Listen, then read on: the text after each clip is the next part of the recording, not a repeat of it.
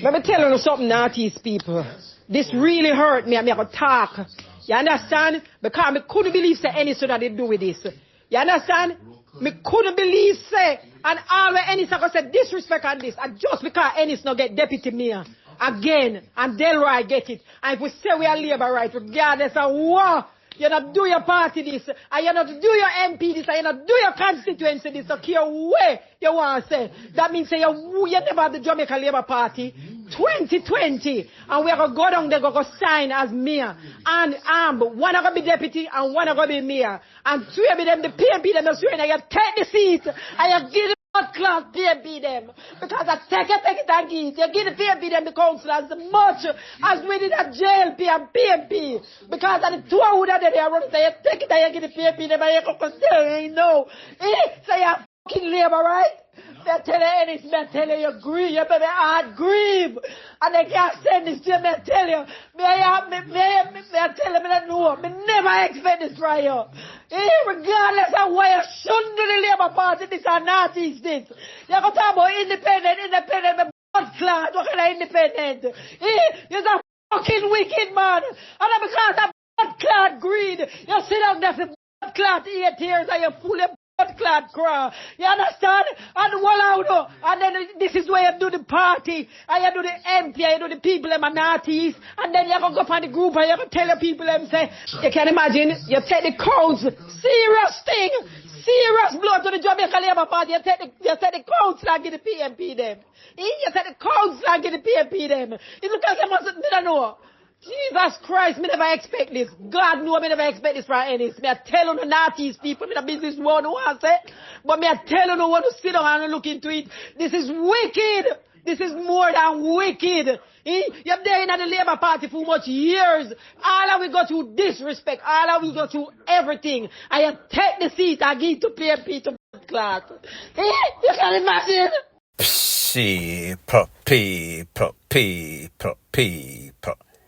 Que pasa, suck, passe, what they do. Welcome to Crime Time News, where the difference is in the meds. Call it news with a buzz. When you thought that there was high drama in a dance hall, all sorts of mix-up and passa, it seems as if the drama in the election, the drama between the JLP, PNP, and even internal scuffles in the JLP is very intense. The voice note that you just heard is of a lady. Her name is COTTREL. She is from the JLP, obviously. And she was responding to a JLP, once was a JLP person. His name is Mr. Ennis. She was responding to something that he did. He crossed the enemy line. He actually said that he is no longer a part of the JLP. He is going independent, only to realize that he was crossing over to the enemy line, meaning the PNP. I am going to let you hear what Mr. Ennis had to say, and this is what Joy Cottrell was responding to, and then I am going to give my piece. Good afternoon, information media. I just want you all to know that I have walked away from the Jamaica Labour Party. I've walked away from the KSAMC. I won't be going down there to be sworn in. I have to protect my dignity. I have to protect my values. And I have to protect my family. And the way I've been treated and disrespected, I am not having any more of it. And I've walked away.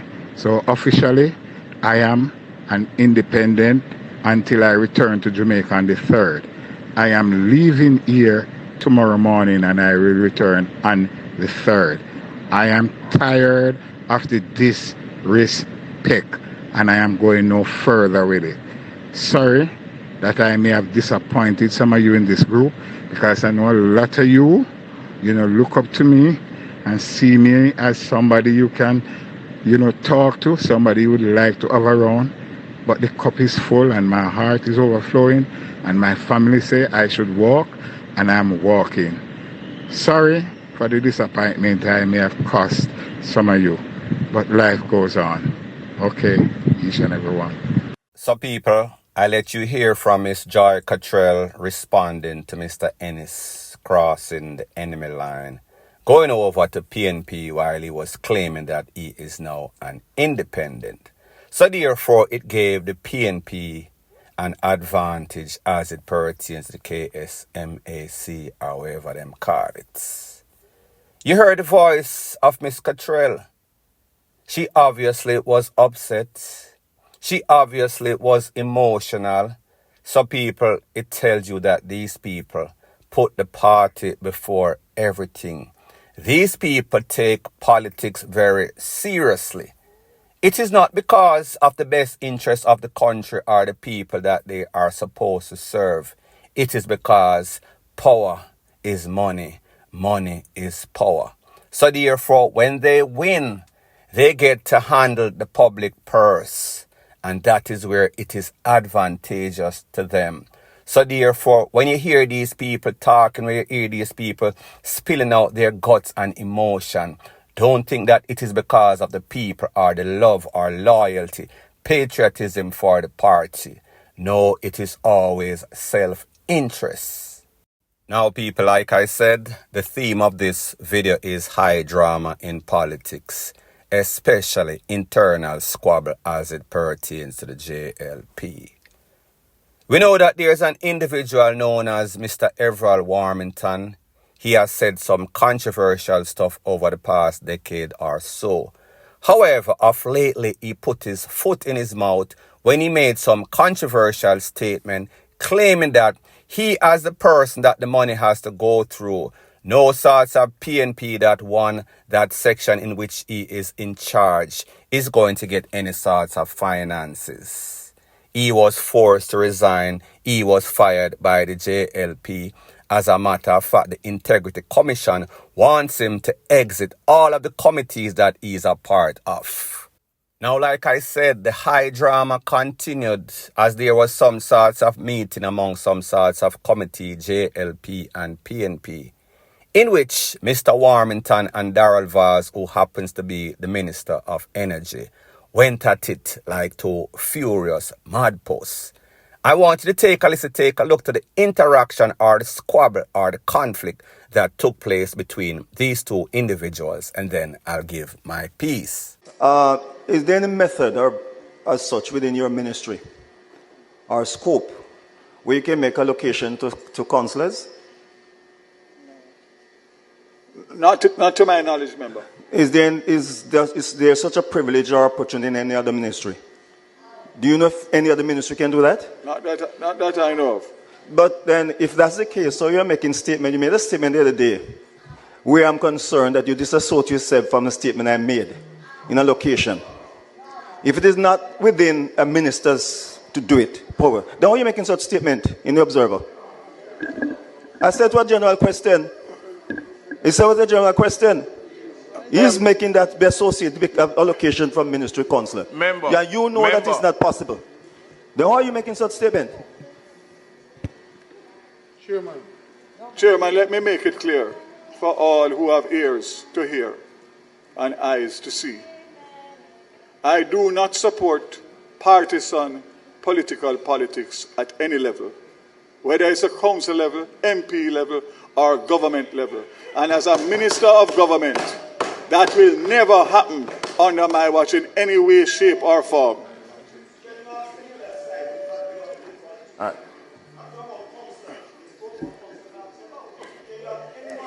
That is beyond my pay grade.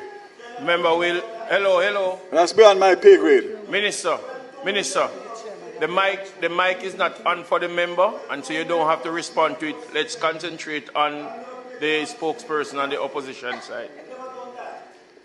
Member Paulwell, you have the floor. Yes. Now, people, there's a saying that goes something like this. The same people you hype when you pass them on your way up is the same people that you pass on your way down. And my Mr. Warmington took a mighty fall. This is the same person that was riding very high on his high horse. His mouth had no sorts of filter. He was disrespectful, downplay everybody, did not want to answer any sorts of question as if he was above the law. he was almighty God. Nobody couldn't say nothing to him, none at all. However, we see that the tables have turned. And even the people that he represented, he defended. He was like the person that is in charge of the JLP, the enforcer. But now we see say everybody change on him because it is now power. It is good and well when you are the person and people think say, well, this person helped us to win, so therefore we are going to defend him at all costs. However, when they see the tide has changed and people want him to go, want to see his back, wants him to exit stage left immediately, then the same persons in which you defended, they are going to turn their backs on you. Call it back, Stabbing. And that is exactly what happened to Mr. Warmington, and rightfully, justifiably so. So now we hear this man trying to defend the controversial statements he made, which is indefensible, because he is now trying to put it or take it out of context to what he said. He is claiming that he does not have the power to hold or withhold any sorts of money from anybody. So therefore, he was making a general statement that he is not going to give his money, not the public purse. Now, people, when we put things into context and know exactly what this man is about, we know exactly what to expect. And when he says something that is as clear as day, as if he was saying that the PNP will not get the public's purse, which he is responsible for dispersing or dispensing. So it seems as if Mr. Warmington cannot get it in his thick head, because people like them say bad habit is hard to break.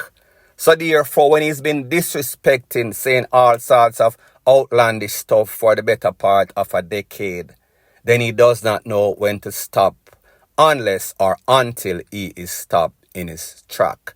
And that is exactly what transpired. So Mr. VAS was making the point in the interview that he did that he is not in support of Mr. Warmington's speech. He does not support partisan politics. So therefore, he is going to do what is ethical and what is moral as it pertains to politics. However, Mr. Warmington is kind of ticked off because he thought that the party that has supported him all along, even when he was DEAD, wrong and strong, it seems as if them kind of pulling some sorts of switcheroo, point blank and period. So people, I let you hear from COTTREL, I let you hear from Mr. Ennis, I let you hear the squabble between VAS and Warmington in some sorts of committee meeting. Now I want you to listen to an exclusive interview that Mr. Warmington did with TVJ. The voice note and video is courtesy of TVJ News. Please subscribe to them on YouTube as if they need my promotion. I want you to hear what he has to say, whether he was forced to retire, whether he was fired, what is the details of the meeting that was held between himself and the Prime Minister, Andrew Holness. Take a listen, take a look, and then I'll give my piece. When we caught up with the controversial Member of Parliament, he was uncharacteristically welcoming. Were you fired or were you forced to resign? I was fired. That's contrary to the February 29 statement from the Office of the Prime Minister, which stated that Mr. Warmington resigned from the cabinet. It followed comments he made in a viral video about withholding funds from a PNP councillor in his constituency. The PM said to me, I should divulge more and say, ask the question, that because of civil society, he can't keep me there. But at the same time, he's asking me to go in the field to work for the party to face the next election. The question I ask, if civil society can't accept me as part of his cabinet, how then civil society will accept me working in the field to elect him again as Prime Minister? But don't you think his hands were tied, though, given that the reaction from the opposition leader with Dennis Meadows? I saw no chain or rope on his hands. Don't ask no question. Meadows, as I said, is a different case from mine entirely. He was promoting criminality. I was not, never yet. Okay? But in terms of civil society, and there's some others in Labour Party who force him to. Back to the opium statement, Mr. Warmington said his remarks were misunderstood and were focused on the fact that MPs direct funds for constituencies and councillors direct funds for the municipal corporations. Of note, however, Mr. Warmington also stated in the video that he was the Minister of Works when pointing out that no PNP councillor is going to get his money. So we asked him to clarify. Can you point to a single minister who has the ability or the right or any avenue through which a minister can allocate funds for the minister? Why did you say why did you make that statement? You can't answer my question, ask me another question. But you're the one who made the statement, Mr. Warmington. And can you tell me one minister that does or who can? Answer the question and I come to you. Why did you make the statement then? Because it's my mouth. I don't have the permission to speak.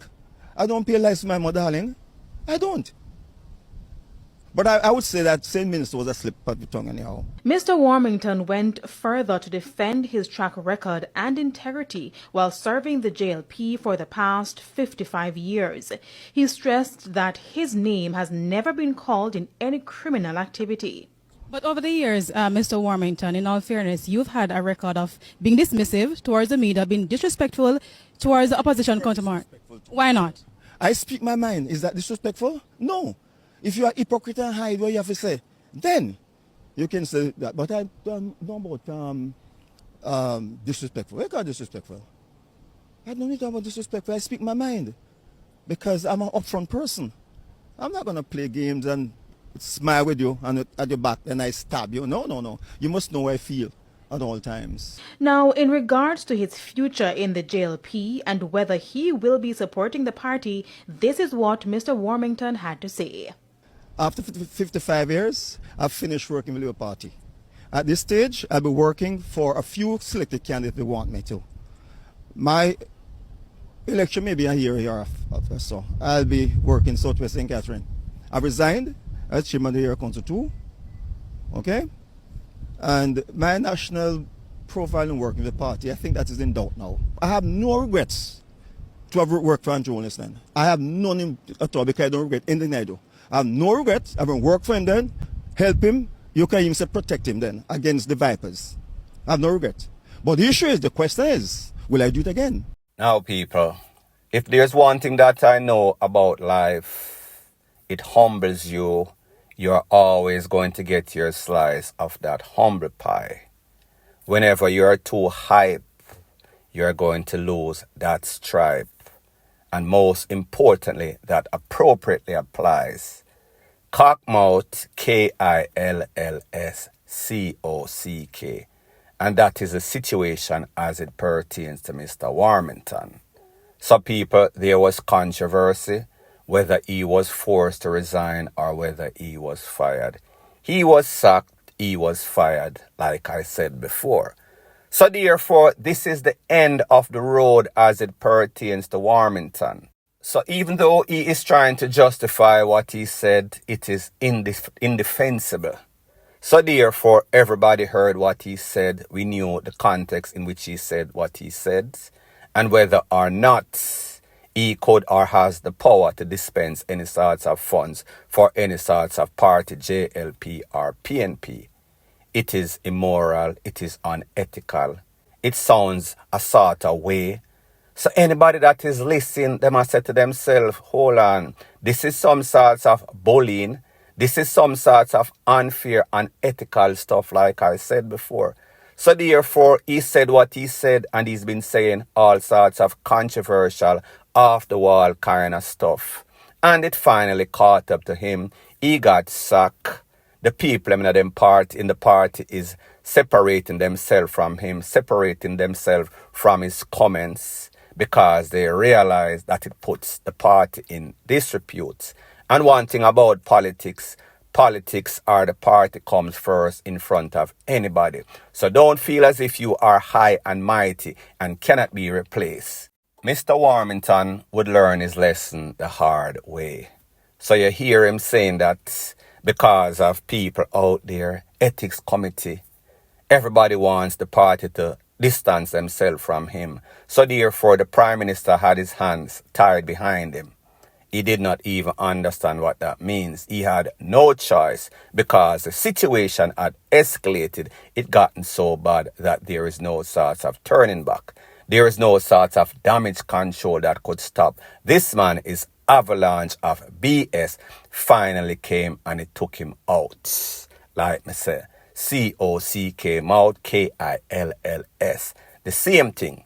So he is saying that Andrew Holness wants him to stick around working at the field. However, he just does not want him up front.